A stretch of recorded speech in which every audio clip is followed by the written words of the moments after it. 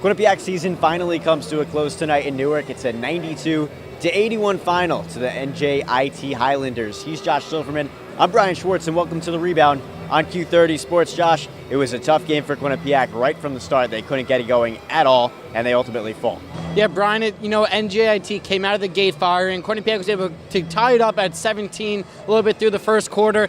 And then after that, they really didn't lead again. And it was just NJIT made open shots. They made contested shots. They shot threes. They drove to the basket. They passed well. They communicated well. And then, of course, they played good defense. Quinnipiac ended up losing by 11 points. But it was more than that. And it was just NJIT coming out in front of a good crowd on relatively when it looked like their students were on spring break and just making the shots and doing what they needed to do to get the victory today. NJIT moves on in the CIT, but Quinnipiac season now is over, and it's also over for the few seniors on this Bobcats team, highlighted by Cam Young. He struggled a little bit in the first half, but he ended up with 29 points like he always typically does. It's amazing. I was talking to Dylan Fearon, who was here, a Q30 alum. I was like, oh, Cam only has 9 points. And then we look up at the end of the game, he's got 29 in Cam Young fashion, driving to the hoop, getting fouled and not getting called, and still finishing at the rim, making threes, and doing a lot of what he needed to do. Unfortunately, 29 points wasn't enough for the Bobcats today, and the whole thing was just not enough. But Cam played well. Abdullahi Bundu came in and played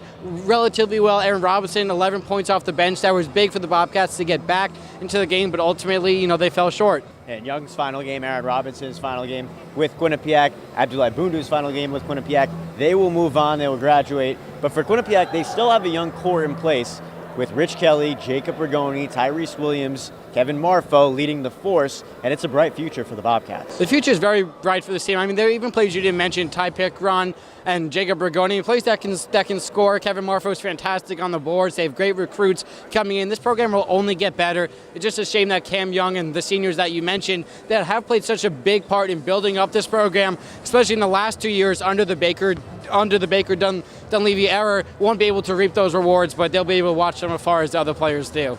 Tough finish for the Bobcats, but even when we talked to Baker Dunleavy after the game, he was proud of this team and the way that they progressed throughout the season. They end up finishing over 500 with a 16-15 total record. What grade do you give the Bobcats this year? I think it's a B. I think if they were to make maybe the MAC finals or something like that, if they would at least win one game in the MAC tournament, then I think they'd get a better grade. But ultimately, the record doesn't matter. If you lose in the first round of the MAC tournament, and then you lose in the first round of whatever postseason tournament you play. So I don't know how you can give them anything better than a B. And the only reason they get a B is because this program took another step forward. But you got to win games in the postseason in order to get a high grade or really accomplish anything that meaningful. They did not win games in the postseason, but they did reach the postseason, and they are moving forward with a very high potential for this program. I agree with that, Brian. Should be fun to watch Quinnipiac over the next few years. For Josh Silverman on his final men's basketball rebound, Josh, it's fun, right? That's it, man. 4 years. That's it. My senior day. Crazy stuff. We'll be back next year. Q30 Sports will be back next year. Of course, he's Josh Silverman. I'm Brian Schwartz. Check out all our content at Q30TV.com and Q30 Sports. Good night from Newark.